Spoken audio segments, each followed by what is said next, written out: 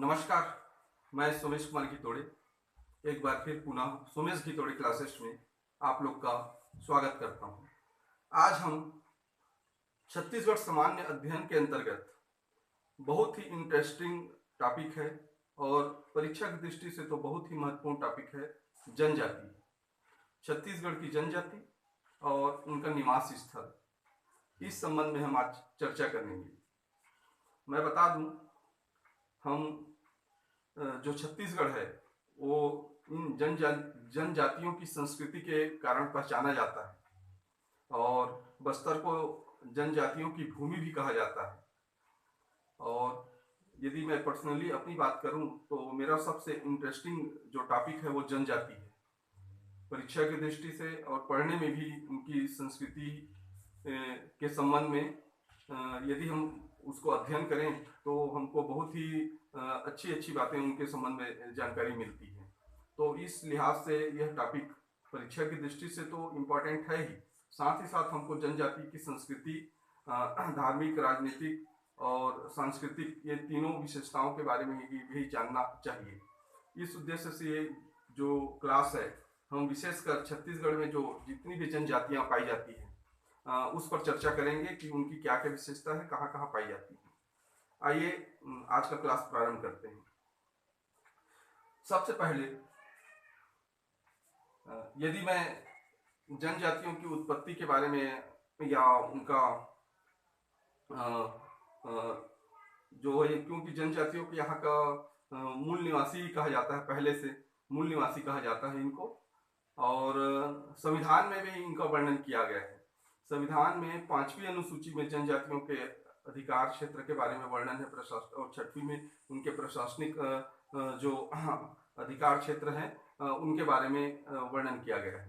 तो जनजातियों के बारे में विशेषकर 5वीं अनुसूची में प्रावधान किया गया है। यदि ओवरऑल हम भारत की बात करें तो भारत में कुल 705 प्रकार की जनजाति पाई जाती है, और उन 705 प्रकार की जनजातियों में छत्तीसगढ़ की बात करें तो छत्तीसगढ़ में 42 प्रकार की जनजातियां पाई जाती है, और इन 42 प्रकार की जनजातियों के भी उप समूह विभाजित हैं जो कि 161 प्रकार के हैं। ये भी परीक्षा की दृष्टि से महत्वपूर्ण है, इसको भी याद रखिएगा। उसके बाद यदि इसमें कुछ राष्ट्रपति के द्वारा विशेष पिछड़ी जनजाति भी घोषित किया जाता है। ऐसी जनजाति जो सामाजिक, धार्मिक, राजनीतिक या सांस्कृतिक रूप से जो पिछड़े हुए हैं उनको मुख्य धारा में लौटाने के लिए, उनके लिए विशेष प्रयास करने के लिए राष्ट्रपति द्वारा इन्हें विशेष जनजाति का दर्जा दिया जाता है। इसी क्रम में पूरे भारत भर में 75 जनजातियों को विशेष पिछड़ी जनजाति का दर्जा दिया गया है। इसी क्रम में छत्तीसगढ़ में 5 विशेष पिछड़ी जनजाति हैं, और साथ ही साथ छत्तीसगढ़ सरकार के द्वारा 2003 में 2 विशेष पिछड़ी जनजाति छत्तीसगढ़ सरकार ने घोषित किया है। उसके बारे में भी हम इस लेक्चर में देखेंगे। यदि ओवरऑल हम जनसंख्या की बात करें छत्तीसगढ़ में कि आदिवासी जनसंख्या कितनी है या जनजातियों की जनसंख्या कितनी है, तो ये 78.22 लाख जनसंख्या वर्तमान में 2011 की जनगणना के अनुसार जनजातियों की जनसंख्या है। और यदि उसका प्रतिशत पूछा तो प्रतिशत में 30.62% कुल जनजातियों का प्रतिशत है यहाँ। और यदि मुख्य रूप से सर्वाधिक जनजाति किस जिले में निवासरत है तो उनके संबंध में बता दूं कि जसपुर में सर्वाधिक जनजाति 2011 के आंकड़े के अनुसार है, दूसरे नंबर में बस्तर है, तीसरे में सरगुजा है। याद रखेंगे ये क्रम, जसपुर, बस्तर और सरगुजा। जसपुर लगभग 5,80,000 है, बस्तर लगभग 5,20,000 है और सरगुजा लगभग 4,42,000 जनजाति है यहाँ निवासरत। तो जसपुर, बस्तर और सरगुजा ये टॉप 3 निवासरत जो एसटी का जनसंख्या है वो है। और यदि सबसे कम जनसंख्या की बात करें छत्तीसगढ़ में तो वो बेमेतरा है। बेमेतरा जिले में सबसे कम जनसंख्या निवासरत है जनजातियों की। तो ये भी परीक्षा की दृष्टि से बहुत इंपॉर्टेंट है, याद रखिएगा। अब छत्तीसगढ़ सरकार के द्वारा, राष्ट्रपति के द्वारा कुल 5 प्रकार की विशेष पिछड़ी जनजाति घोषित है छत्तीसगढ़ में, उसके बारे में देखते हैं। सबसे पहले देखेंगे कि मैं एक बात और बता दूं कि जितनी भी जनजातियां हैं उसको हम 3 भाग में डिवाइड करके देखेंगे। एक है सरगुजा रेंज में या उत्तर की ओर निवासरत जनजाति, और एक मध्य क्षेत्र में निवासरत जनजाति, और एक दक्षिण क्षेत्र में निवासरत जनजाति जो कि बस्तर में है। इन तीनों को हम अलग अलग रूप से उसका व्याख्या करेंगे, उसको चर्चा करेंगे उस पर। यदि विशेष पिछड़ी जनजाति के बारे में बात करें तो छत्तीसगढ़ में राष्ट्रपति द्वारा टोटल 5 अनुसूचित जनजातियों को पिछड़ी जनजाति घोषित किया गया है। उसमें देख लेते हैं कौन कौन है। पहाड़ी कोरवा है, बिरहोर है, बैगा है, कमार है, अबूझमाड़िया है। याद रखिएगा, पहाड़ी कोरवा, फिर बिरहोर, फिर बैगा, कमार और अबूझमाड़िया, ये 5 प्रकार की विशेष पिछड़ी जनजाति। और छत्तीसगढ़ सरकार के द्वारा 2 घोषित जनजाति हैं, पंडो और भुंजिया। ये 2003 में घोषित किया गया है, इसको याद रखिएगा, 2003 में ये घोषित हुआ है, पंडो और भुंजिया। अब इनका निवास स्थल देखते हैं, इनका डिटेल हम नेक्स्ट क्लास में देखेंगे। हम केवल इनके अब निवास स्थल के बारे में देखते हैं, कहाँ कहाँ है। पहाड़ी कोरवा की बात करें तो पहाड़ी कोरवा सरगुजा और कोरबा में है। पूरे सरगुजा संभाग में पहाड़ी कोरवा मिलता है और निवासरत है, और कोरबा में, ये बिल्कुल याद रखिएगा, सरगुजा संभाग टोटल और ये कोरबा, ये 2 जगह आपके पहाड़ी कोरवा निवासरत है।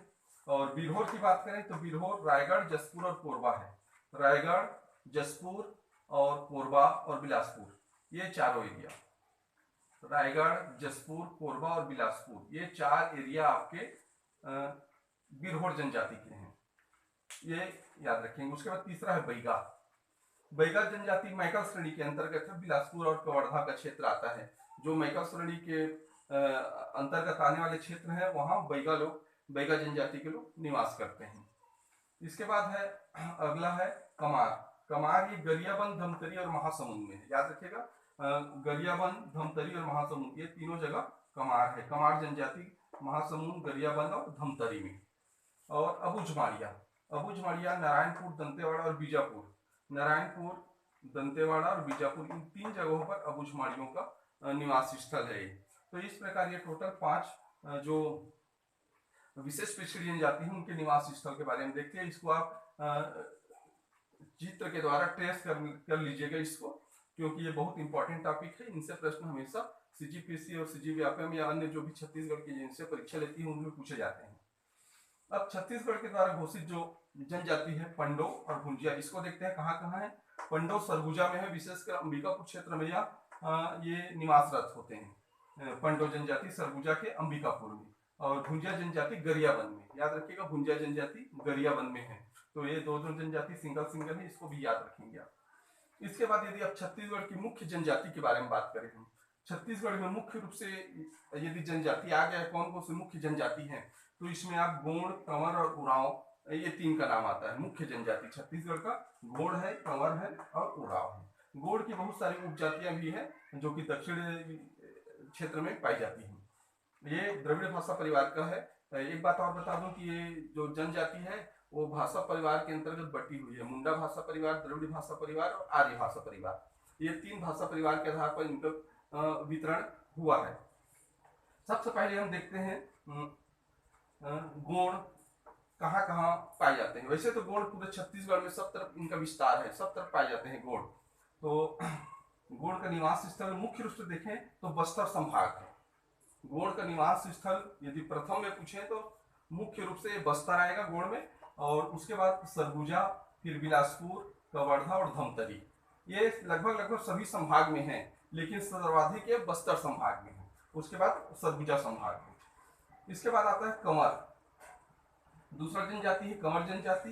इनका निवास स्थल देख लेते हैं। कंवर सर्वाधिक बिलासपुर में है, कंवर जनजाति सर्वाधिक बिलासपुर में है। उसके बाद आपके रायगढ़ में भी है इनका निवास, साथ ही साथ राजनांदगांव है, और रायपुर संभाग में तो रायपुर, महासमुंद और गरियाबंद में, ये 3 जगह। और सरगुजा संभाग में सभी में, जसपुर को छोड़कर सभी जगह आपका जो कंवर जनजाति के लोग हैं इन लोग निवास करते हैं। याद रखिएगा, सरगुजा संभाग में जसपुर को छोड़कर बाकी सब जगह, लगभग गोंड और कंवर सभी संभाग में है, लेकिन कंवर है बिलासपुर में सर्वाधिक है। परीक्षा में पूछा गया था, ये भी इसको याद रखेंगे।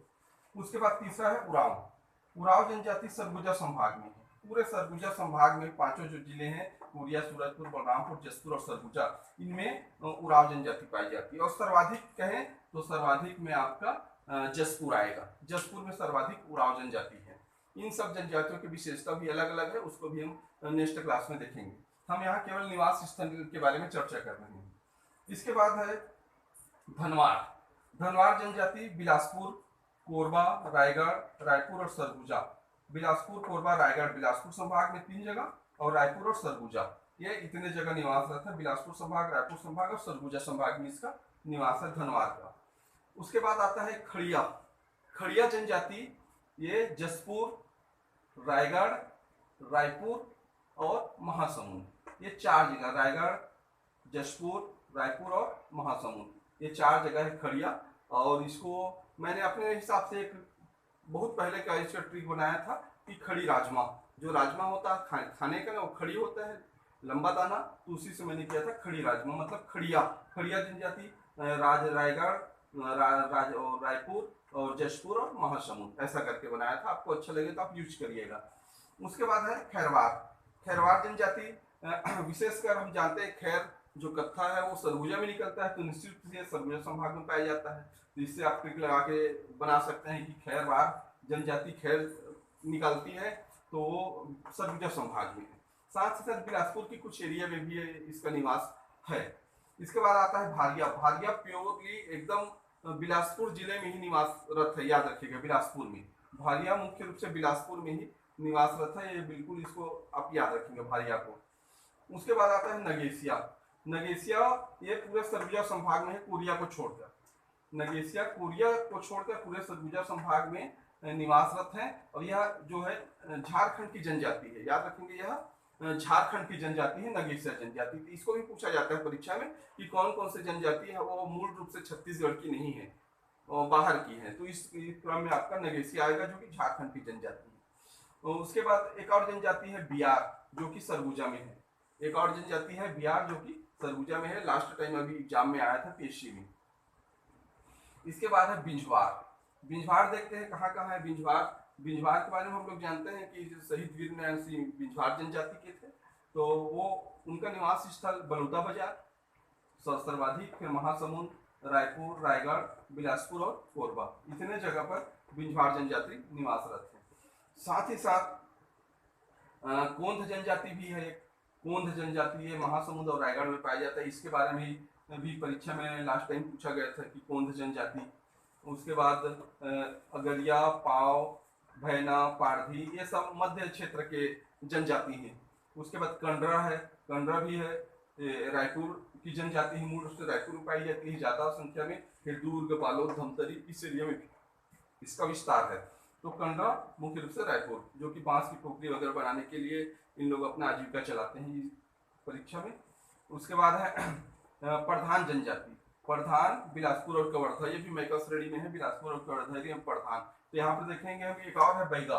बैगा बिलासपुर और कवर्धा क्षेत्र में, और एक प्रधान। तो बैगा और प्रधान दोनों बिलासपुर कवर्धा क्षेत्र, इसको याद रखिएगा। उसके बाद यह हो गया मध्य क्षेत्र का सब। अब हम आते हैं लास्ट में दक्षिण क्षेत्र का। नीचे में दक्षिण की ओर कौन कौन सी जनजाति है। यह पूरा बस्तर है, जो जनजातियों की भूमि कहा जाता है। विभिन्न प्रकार के सर्वाधिक जनजाति समूह इस क्षेत्र में है, और सभी महत्वपूर्ण परीक्षा की दृष्टि से। इसमें से है मुड़िया, माड़िया, हलवा, भथरा, दोरला, परजा और गदबा।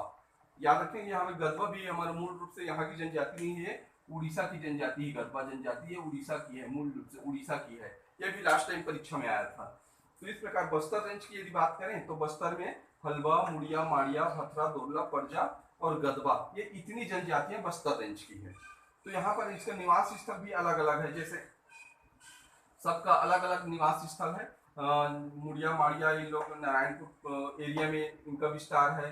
उसके बाद हलवा, दोरला, इन सब का विस्तार भी इनके जिले के अनुसार अलग अलग है। इसको भी आप लोग याद रखेंगे कि कहाँ कहाँ, जैसे दोरला है आपका ये सुकमा और बीजापुर के एरिया में, बीजापुर के भोपालपट्टनम और सुकमा के कोंटा क्षेत्र में दोरला जनजाति पाई जाती है।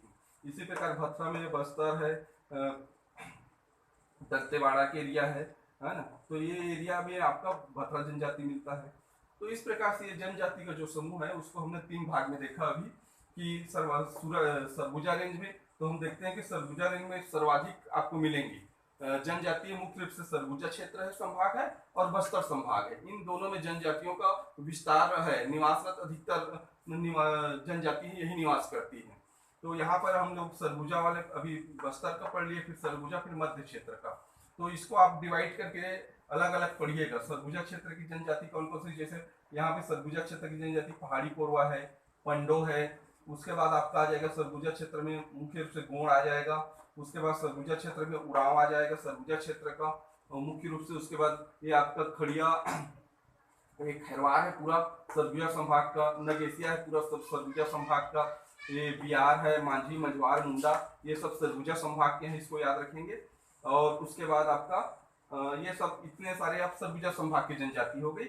और मध्य क्षेत्र की जनजाति की बात करें तो मध्य क्षेत्र की जनजाति में आपका बैगा आ जाएगा, कमार आ जाएगा, उसके बाद भुंजिया आ जाएगा मध्य क्षेत्र में, और गोंड भी है मध्य क्षेत्र में, कंवर भी है।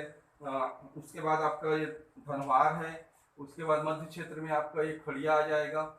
और मध्य क्षेत्र के इसमें आपका आ जाएगा अगरिया, पाव, भैना, भारती, बिजवार, कोंद, कंडरा, प्रधान, ये सब मध्य एरिया के हैं जनजाति। और लास्ट में है बस्तर एरिया का जो जनजाति ये है भथरा, हलवा, मुड़िया, माड़िया, दोरला, परजा, गदबा। तो इस प्रकार से ये जनजाति पर आधारित एक छोटा सा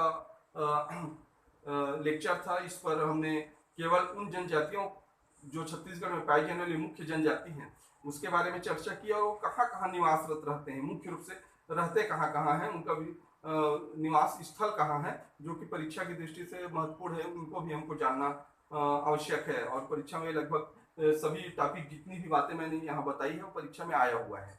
तो इस प्रकार से और जनजातियों के बारे में हम इसका और देवी देवता, नृत्य और उनकी सांस्कृतिक धरोहर और क्या कहना चाहिए उनके शिल्पकला और इनके बारे में हम अलग अलग नेक्स्ट टॉपिक से हम पढ़ना शुरू करेंगे सभी जनजातियों का बारी बारी से एक एक चीज, क्योंकि ये बहुत बड़ा सिलेबस है जनजाति का।